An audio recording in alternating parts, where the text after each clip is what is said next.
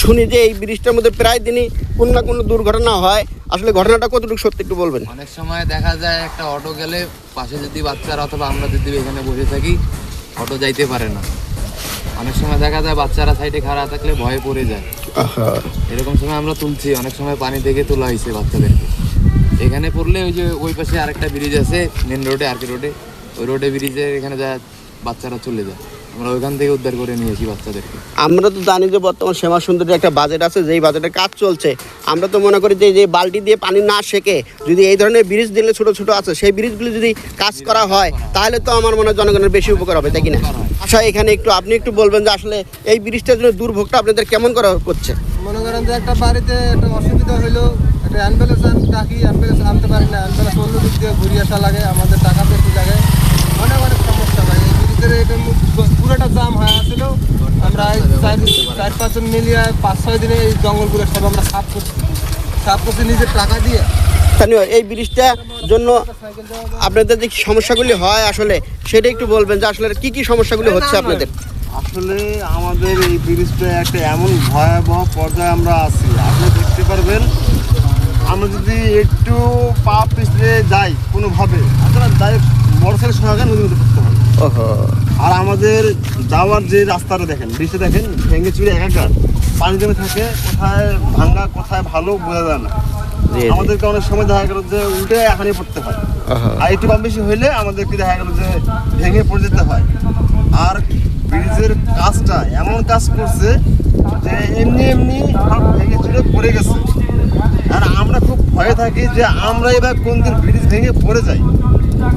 আমি রংপুর জেলা প্রশাসনের কাছে দৃষ্টি আকর্ষণ করে বলতে চাই যে আমাদের ব্রিজটা অন্যান্য জায়গায় যেমন ক্যালোরিপতি ব্রিজগুলো হয়েছে, অনেক ওয়ার্ডের ব্রিজ যাকে বলা হয়, এটা আমরা 26 নং ওয়ার্ডের পাটবাড়ি এলাকায় খুবই অবহেলিত একটা এলাকা, যেখানে কারোই দৃষ্টি আমার মনে হয় যে পড়ে না। তো সকলেরই দৃষ্টি পড়া উচিত, কেননা আমরাও এই সমাজের মানুষ এবং এই সমাজের বাসিন্দা। আমরা সকলের মতো স্বাধীনভাবে সুষ্ঠুভাবে জীবনযাপন করতে চাই। আমরা তো জানি আসলে এই শ্যামাসুন্দরী খালের একটা বাজেট চলছে, যেই কাজটা আমরা ইতিমধ্যে দেখলাম যে সর্বনিম্ন কাজ যেটা বালতি দিয়ে ময়লা পরিষ্কার করার মতো ইতিহাস আমরা পৃথিবীর কোথাও দেখি নাই। কিন্তু আমরা এই প্রথম রংপুরের শ্যামাসুন্দরী খাল বালতি দিয়ে পরিষ্কার করতে দেখলাম। কিন্তু আসলে বালতি দিয়ে ময়লা পরিষ্কার না করে একটা ড্রেজিং লাগাইতো, আর যেই টাকাটা অর্থ মানে অপচয় না করে এই ধরনের শুধু ব্রিজগুলি যেগুলি ছিল সেই ব্রিজগুলিগুলি সংস্কার করতো, তাহলে জনগণটা সুফল বেশি পাইতো কিনা একটু ভাই বলবেন? না, আপনি ঠিক বলছেন, আপনার সাথে আমি সহমত পোষণ করছি। আসলে আমাদের দেশে কাজগুলো খুবই অধিকাংশ কাজই খুবই একবারে দুর্বল হয়ে করা হয় এবং মান নাই বললে চলে।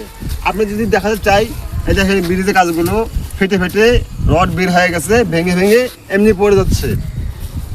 আর কাজ যেহেতু খরচ করে সরকার, আমার কথা হচ্ছে গিয়ে 5 বার না করে এই খরচটা যদি একবারে পাকাপোক্ত হয়ে করা যায়, তো হয়তো মানুষের যে ভোগান্তিটা এটাও কমবে।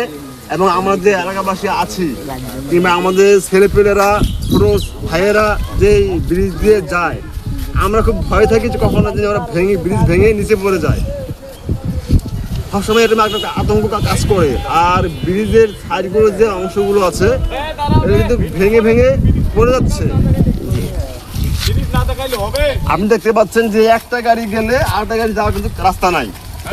দেখতে পাচ্ছেন একটা গাড়ি যদি ঢোকে আরেকটা গাড়ি ক্রসিং করবে সেরকম কোনো বুদ্ধি নাই। আর ব্রিজের যে পিলারগুলো রয়েছে নিচে কিন্তু মাটি নাই, যে কোনো মুহূর্তে গেলে বৃষ্টি সহকারে আমরা এখনো যে আমরা আছি, আমাদের কোনো নিরাপত্তা নেই, যে কোনো সময় ভেঙে পড়তে পারি।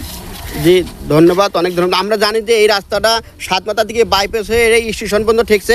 এই সামনে কিন্তু একটা টিবি হাসপাতাল বন্ধ আছে, যেখানে রুগী এই রাস্তা দিয়ে যায়। এই রাস্তা সহ ব্রিজটা খুব দ্রুত সময়ের মধ্যে এলাকাবাসীর দাবি যাতে সংস্কার করা হয়, একটু বলবেন?